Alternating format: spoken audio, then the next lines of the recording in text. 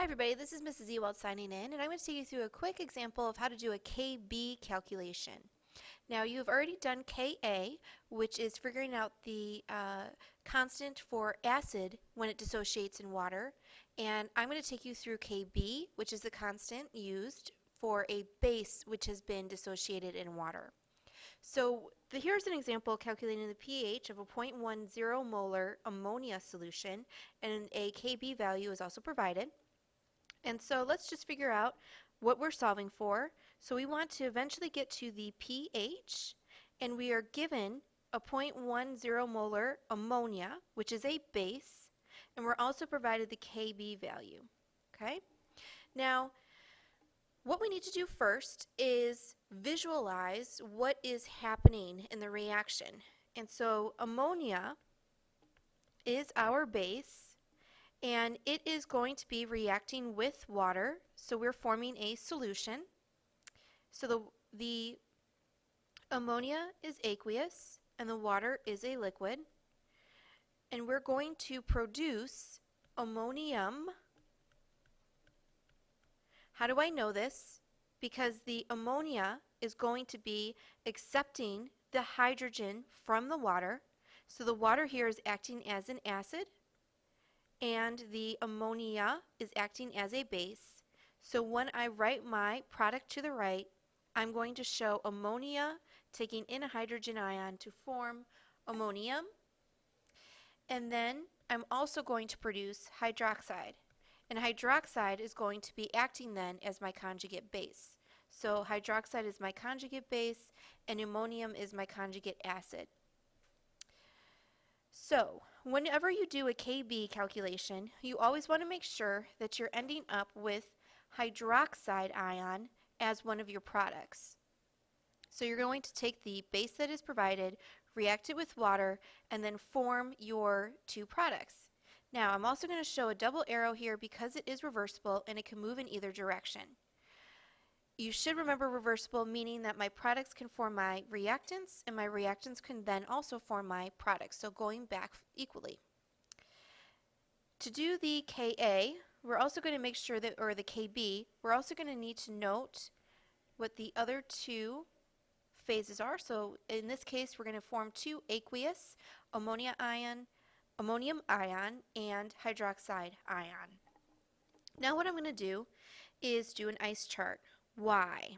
Well, I need to eventually get to pH. How do I do that? Well, I do know that pH plus POH is equal to 14. So what I could do is find my POH and then indirectly find my pH. Now, how am I going to find my POH? Well, I know POH is going to equal the negative log of the hydroxide ion concentration. Do I have my hydroxide ion concentration? No. However, I am given my initial concentration of my ammonia before it reacts. And so what I'm able to do then is an ice chart, just like we do in Ka, and find out my hydroxide ion concentration at equilibrium, and then therefore work backwards to then find out what my pH is. So let's do an ice chart.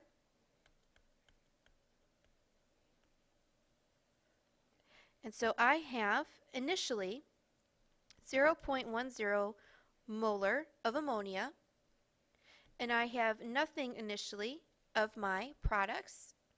I'm going to go ahead and show my change. And here's a question: am I going to include water with this? Because it is a liquid, I do not. So I'm going to exclude that from my ice chart, and it would also be excluded when solving for your Kb. If we were to set up the Kb generic expression. Remember, we only include gases in aqueous solutions. Now I'm going to show my change so that we remember I'm going to be subtracting X here because I'm going to be losing the ammonia as I produce more ammonium and hydroxide ion when in solution. So this will then be plus X and then plus X, and in equilibrium this will be 0.10 minus X, X, and X. Okay, now I will be able to solve then for my hydroxide ion concentration. Because I know my Kb, I'm then able to take my two products, raise them to their coefficient, which is both 1, divided by my reactant, and I only have one, that is aqueous, which is the ammonia. Again, no coefficient, so they're all raised to the 1. So I'm going to go ahead and replace in my Kb, 1.8 times 10 to the negative fifth equal to, and this will then be x squared, so x times x, which is x squared, over 0.10 minus x. So ultimately, I'm going to figure out then what my x value is, which will then tell me my concentration of hydroxide ion at equilibrium or at the end, and then therefore work backwards and figure out my pH. So let's quickly do some algebra. Before we go through and have to do a quadratic on this, let's check to see if we can approximate. So I'm going to work off to the side here and do an approximation check. To do that, I'm going to take my concentration of my reactant divided by my Kb value, check to see if it's greater than 1,000. So it's 0.10 divided by 1.8 times 10 to the negative fifth. Calculate that, and you end up with approximately 5,555. So therefore, I know that I can approximate. Yay! It's always a good feeling. Now I can go ahead and in my denominator, plug in a 0 for my x, continue to calculate, so I will end up with 1.8 times 10 to the negative fifth equal to x squared now over 0.10. Cross multiply, end up then with 1.8 times 10 to the negative sixth equal to x squared. Take the square root, x will equal 0.0013. Now this x value is also now going to equal my hydroxide ion concentration, because I'm going to plug this now back in up here, which is now 0.0013.